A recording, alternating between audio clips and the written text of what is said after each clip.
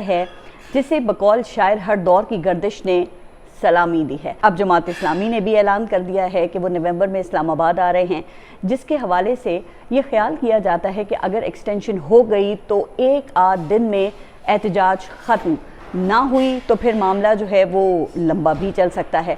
अच्छा, पहले ताहिरुल कादरी साहब हुआ करते थे, फिर वो टीएलपी की बारी आई और अब जमात इस्लामी भी अगर इसी रास्ते पर चलना चाहती है तो वो देख लें, वरना ये एक ऐसा भारी पत्थर है जो हमेशा उठाने वालों पर ही गिरा है। तो कहा जा रहा है कि अब ये सारा जो चक्कर है ये नवंबर के गिर्द घूम रहा है। अच्छा, इस हवाले से फिर तोशाखाना 2 की समाअत भी 27 नवंबर तक मुलतवी हो गई है। हालांकि उस केस के जज ने अक्टूबर में वाइंड अप करने का इंदिया दिया था।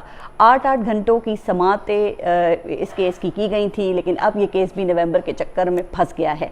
खैर, ज़रा आगे बढ़ते हैं और मेरी अगली ख़बर का ताल्लुक भी वो इसी भारी पत्थर से है। गुज़िश्ता कई माह से आपके इल्म में है कि 27वीं आईनी तरमीम वो लाने की बातें हो रही हैं और अब जो कोर्ट रिपोर्टर्स हैं उनके मुताबिक ये बाज़गश्त सुप्रीम कोर्ट में भी सुनाई देने लगी है। कहा जाता है कि chief justice supreme court Yahya Afridi ने जजेस को बता दिया है कि 27वीं आईनी तरमीम आ रही है। अब आप ज़रा अंदाज़ा करें कि अवाम को ख़बर नहीं है, लेकिन जो खवास हैं उन्होंने ये फ़ैसला भी कर लिया है। लगता है कि आइन को भी इन्होंने डंडा ही समझ लिया है, जिसको जब चाहें जहां से चाहें इसको तराश खराश कर लेते हैं। अब जो ख़बरें गर्दिश कर रही हैं उसके मुताबिक आइनी अदालत के क़याम की तजवीज़ है। इसके अलावा ये भी कहा जा रहा है कि सदर की क्वालिफ़िकेशन के लिए आइन में दर्ज शराइत में भी तरमीम हो सकती है। जी हाँ, मैंने कहा था ना कि इस खबर का ताल्लुक भी नवंबर से है। तो जनाब, अब ज़राए से फिर ये बात सामने आई है कि मुजव्वज़ा तरमीम के ज़रिए सरकारी मुलाजमीन को भी सदर बनने की इजाज़त दिए जाने की तजवीज़ ज़ेर गौर है।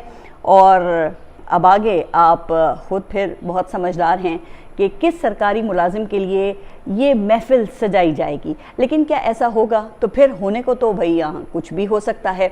26वीं तरमीम भी तो इसी मुल्क में आई है ना, जिसके लिए पार्लियामेंट को पहले सेलेक्ट किया गया था।